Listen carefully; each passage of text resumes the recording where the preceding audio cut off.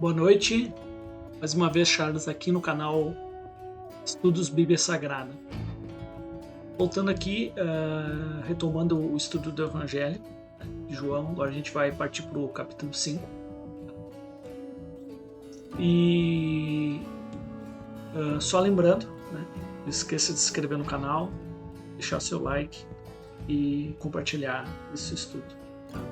E que vocês também estudem, tá? E orem a Deus, enfim, né, e busquem somente a palavra de Deus. Ela é a base, ela é o fundamento da nossa fé. Longe de doutrinas, mandamentos humanos que mais nos afastam de Deus e negam aquilo que o Senhor já nos deu. E sabemos que em Cristo a gente já tem tudo que é necessário para a nossa vida de piedade e reverência a Deus, né? Tanto a Deus como em relação aos homens desse mundo. Tá bom? Então, só recapitulando, antes desse acontecimento de Jesus aqui, certo? Que é a cura do paralítico, né? Jesus teve esse encontro com a samaritana. E isso mostrou uma coisa diferente que estava acontecendo. Certo? A maioria das pessoas que se aproximaram de Jesus, primeiro foi os discípulos. Eles realmente se aproximaram de Jesus com uma fé genuína, porque realmente a base da fé deles em Jesus era baseado no testemunho que Deus deu, né? Através de Moisés, dos Salmos, dos profetas, enfim, do Filho dele.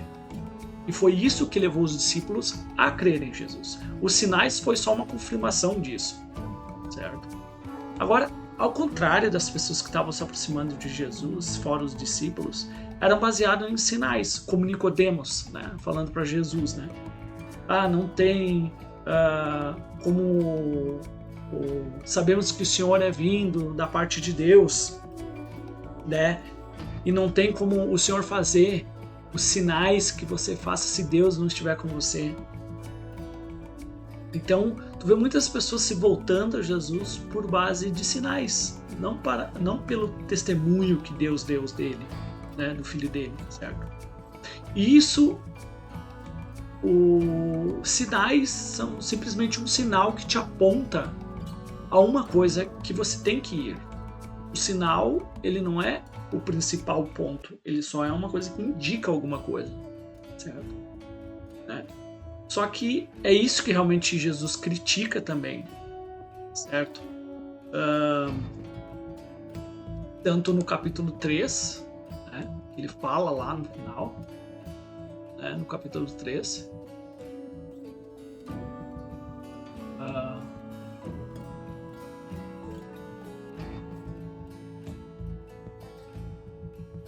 que é 3, não, eu acho que é o 2.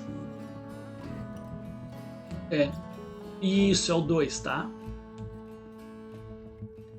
É legal aqui, ó. Capítulo 2. Encontrando-se em Jerusalém para a festa da Páscoa, muitos que viram os sinais, que vocês gravem isso, tá? Sinais, né? Que ele fazia, creram no seu nome. Então, eles creram nele, não naquilo que o Antigo Testamento dava testemunho de Jesus, mas nos sinais.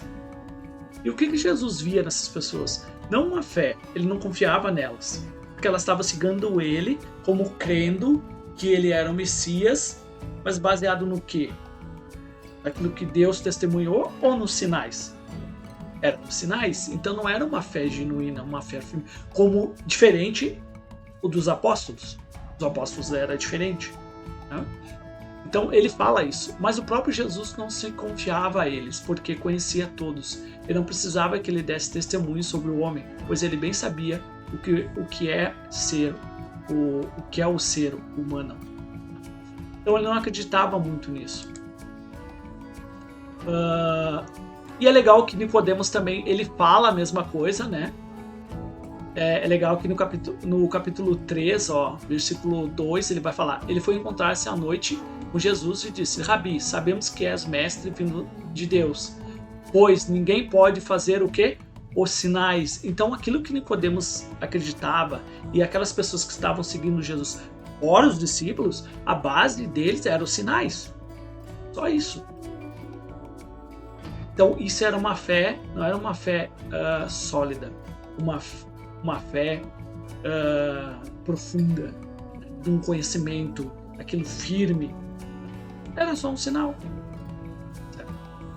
E é legal que é diferente da samaritana. Porque a samaritana, ela não sabia de Jesus, ela nem sabia quem era Jesus, ela não viu os sinais de Jesus, ela não sabia nada. Simplesmente Jesus encontrou com ela. Ela nem sabia quem era aquele homem que estava ali. Então aquilo foi diferente. A fé dela, porque Jesus não fez nenhum sinal. A única coisa que ele falou foi da vida dela. E é interessante a conversa dele com ela. Era uma conversa espiritual, uma coisa do Antigo Testamento, uma coisa sobre a cultura do povo judeu, daquilo que o povo judeu esperava. É legal isso. E é interessante que Jesus também, quando vai para a casa dele, enfim, né, ele também não é recebido, né, porque eles só acreditavam nos sinais também, era diferente. Ele fala um pouco sobre isso.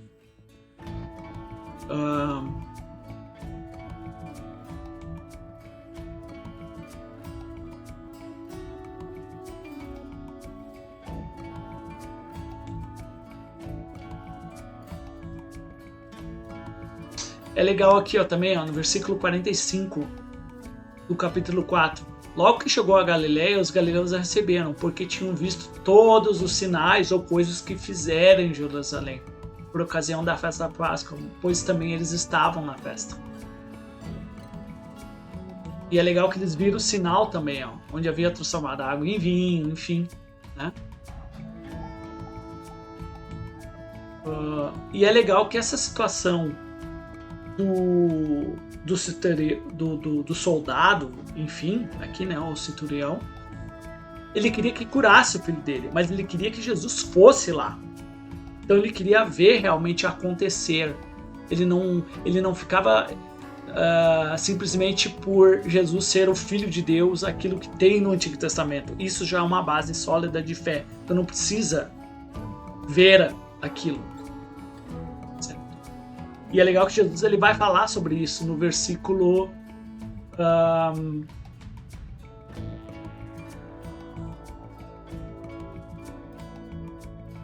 no versículo 48. Então Jesus disse: se não contemplar de sinais e prodígios, jamais crereis. Né? E é legal que depois Jesus fala, é legal que o que acontece com o soldado é realmente, ele não chega a ver a cura. Realmente ele só ouve o resultado daquilo. Então ele não vê o sinal. Simplesmente ele só vê a palavra de Jesus confirmada. É legal isso é interessante também, que identificando que a palavra vale muito mais que um sinal, certo? Então agora voltando para o capítulo 5, que é o que a gente vai fazer, né? vai estudar agora. Eu vou tentar fazer até o versículo 9 só, tá? Porque do versículo 10 em diante vai ter um debate bem grande sobre isso, porque é uma cura que acontece no sábado, né, no Shabat, né, e vai dar bastante problema nisso. Tá? Então eu vou ir até o versículo 9 só. Tá? Então vamos lá. Passado certo tempo, houve uma festa dos judeus, e Jesus subiu para Jerusalém. Tá? É interessante isso, porque aqui essa festa a gente não sabe mais ou menos, tá? Que festa é. A gente não sabe se é Páscoa, enfim, a gente não sabe. A gente sabe que o João ele especifica 3 Páscoas nos evangelhos dele. Dá mais ou menos o tempo do ministério de Jesus, certo? Mas a gente não sabe muito bem qual é isso, mas a gente sabe que é num sábado, tá? Num descanso, né? E muitas vezes, dependendo a festa ou o acontecimento, se caísse na semana, poderia ter um Shabat também durante a semana, e depois o Shabat, que realmente era o 6º dia, o 7º dia, né? Era realmente o Shabat, tá? Então poderia ter, né, durante a semana 2 Shabat, tá? Mas a gente não tem, mais ou menos, não sabe, né, qual que é essa festa, tá? A gente só sabe que é no sábado. E que realmente os homens tinham 3 festas dos judeus, né, que aconteciam durante o ano, e que todos os homens tinham que comparecer em Jerusalém. Todos os judeus, de tudo que é lado, tinham que comparecer. Tá? Era a festa da Páscoa, a festa de Pentecoste, né, que é a colheita, né, sobre a colheita, enfim, e os tabernáculos, ou cabanas, enfim. Tá? Eram essas 3 festas que eles tinham que participar. Tá? Então, só que chegou um ponto que Jesus chegou nessa festa, e era num dia de descanso, né? Um Shabat, que quer dizer descanso. Né? Então, em Jerusalém, perto da Porta das Ovelhas, havia um tanque chamado Betesda, né? Na língua dos hebreus, o qual tem 5 pórticos, né?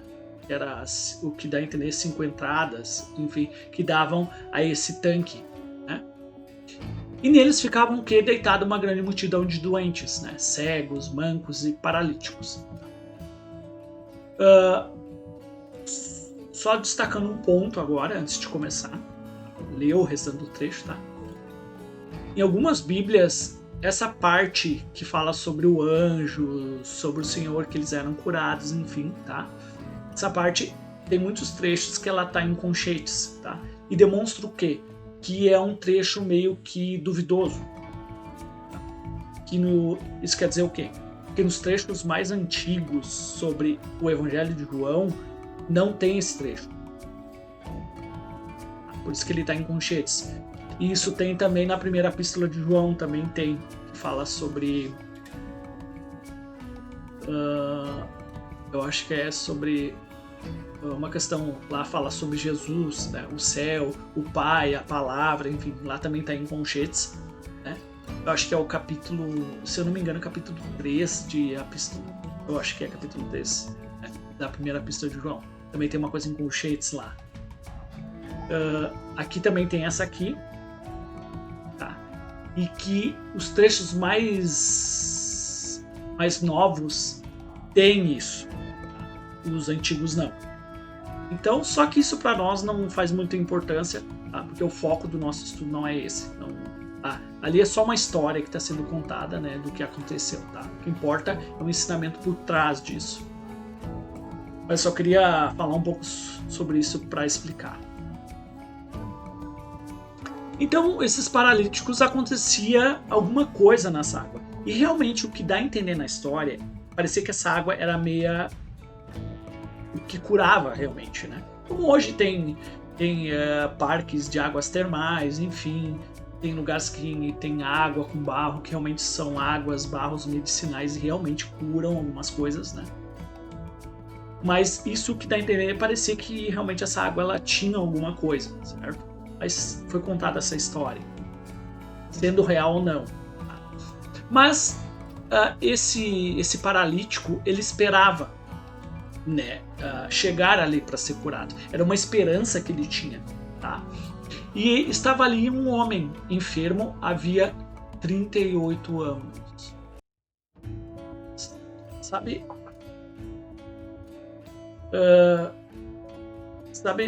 Consegue imaginar isso? 38 anos. A pessoa estar ali 38 anos para sair da situação dela de impotência, de escravidão, daquela situação que ela estava, fisicamente falando, né? Que atormentava ela, paralisava ela. E é interessante que nesse lugar ela ficou 38 anos vendo as pessoas, os judeus, todo mundo participando das festas, todo mundo caminhando, todo mundo, né, tendo o seu dia a dia, sua vida. E essa pessoa, ela ali, estagnada nessa situação, vendo outras pessoas saindo disso, né, o que dá a entender do trecho. E é interessante também que essa pessoa, por haver 38 anos ela estado desse jeito, as pessoas conheciam ela. Os líderes religiosos, os saduceus, os fariseus, os próprios doentes que estavam ali, as pessoas que vinham de outros lugares. Então ele era uma pessoa conhecida. Todo mundo sabia a situação dele, porque fazia muito tempo que ele era assim. Então tu imagina tu tá nessa situação, tá? E vendo o deitado e sabendo que vivia assim havia muito tempo, que é 38 anos, né? Jesus lhe perguntou: queres ser curado? Tu imagina, tu tá há 38 anos esperando por isso. É uma esperança, realmente, era uma esperança que ele tinha, né? E chegar alguém e falar assim: você quer ser curado? Tipo, uma pessoa que estava há 38 anos ali, com certeza. Então, realmente, aquilo que ela quer é genuíno isso. Ela realmente quer. Porque 38 anos ela está ali no mesmo lugar, vindo com esperança, para sair daquela situação. E o enfermo responde: Senhor, não há ninguém que me ponha no tanque quando a água é agitada. Por isso, enquanto eu tento ir, né, eu vou, outro chega na minha frente.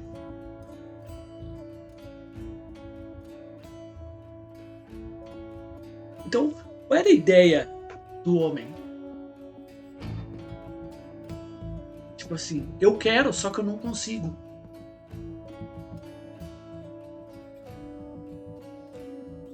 E é interessante a resposta de Jesus. É interessante que Jesus ele só fala a palavra: você quer ser curado? Eu quero. Só que eu não consigo, eu preciso de ajuda. E o interessante disso, que esse cara, ele não conhecia Jesus. Ele nunca viu ele. Ele nunca viu um sinal dele. Nada. Como a própria samaritana. E é legal, e ele só creu na palavra. E Jesus falou o quê? Levante-te, pega a tua maca e anda.